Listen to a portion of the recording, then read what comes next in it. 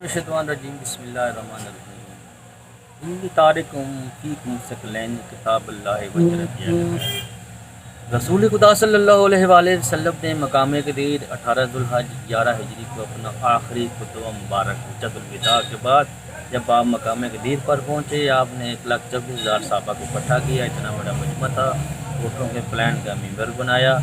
ممبر بنانے کے بعد آپ نے پہلے حدیث ثقلین صحابہ کے حوالے کی، صحابہ کو وصیت کی کہ میں تمہیں 2 باری چیزیں چھوڑے جا رہا ہوں، ایک کتاب اللہ اور ایک میری اطرت، میری اہل بیت۔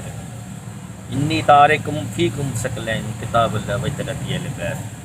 اے لوگو، ان کو نہ چھوڑنا، ان میں سے ایک کو بھی نہ چھوڑنا۔ آپ نے فرمایا ذکرکم اللہ ذکرکم اللہ ذکرکم اللہ، 3 بار آپ نے فرمایا کہ اللہ کا خوف دے کر ڈراتا ہوں، اپنے اہل بیت کے بارے میں اللہ خوف ڈراتے ہیں کہ میری اہل بیت کو نہ چھوڑنا اور قرآن کو نہ چھوڑنا۔ اگر دونوں میں سے کسی ایک نے بھی تمہاری شکایت کر دی کہ یا رسول اللہ انہوں نے دنیا میں ہم سے منہ پھیر لیا تھا، ہمیں نہیں پکڑا، ہم سے ہدایت نہیں لی، تو آپ نے فرمایا میں ان سے منہ پھیر لوں گا۔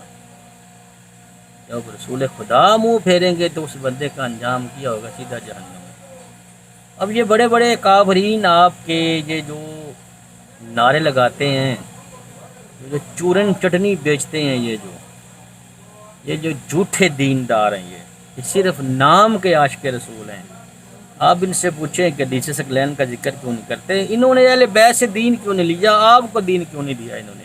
یہ ان کو موت پڑتی، یہ سانپ لڑتا ہے، ان کو اہل بیت سے دین نہیں لیتے۔ یہ دعوت اسلامی، جماعت اسلامی، TLP جتنے بھی ہیں، یہ جتنے بھی مکاتب فکر ہیں،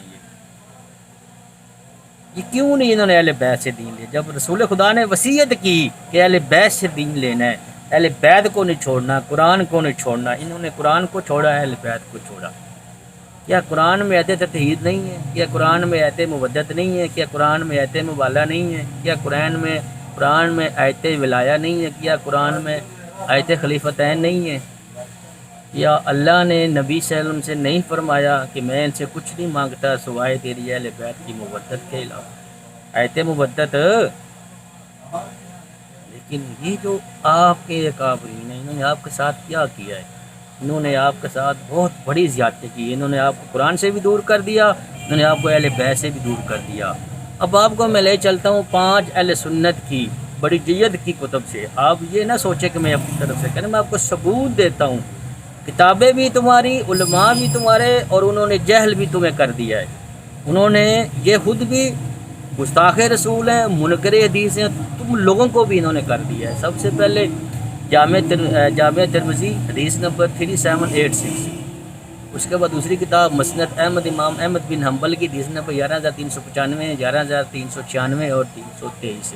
تیسری کتاب المستدرک الحاکم، امام حاکم نشاپوری کی 4,576، 4,577، 4,711۔ یہ 3 حدیث ہیں، حدیث ثقلین ہے، یہ 3 حدیث۔ اس میں حضرت زید بن ارقم، حضرت جابر رضی اللہ عنہ اس حدیث کے راوی ہیں، صحیح حدیث ہے یہ۔ چوتھی کتاب ہے صحیح مسلم، 6225، 6228۔ 5ویں کتاب ہے مشکات المصابی، 6140 حدیث نمبر۔ یہ 5 کتابیں اہل سنت والجماعت کی ہیں، جس میں حدیث ثقلین کا ذکر ہے، رسول خدا کی وصیت ہے۔ اور خوف خدا کرو، کیوں جہالت کی موت مرنا ہے۔ انہوں نے تو آپ کو دین سے دور کر دیا ہے، انہوں نے آپ کو دین سے دور کر دیا۔ مولانا ابراہیم المبین۔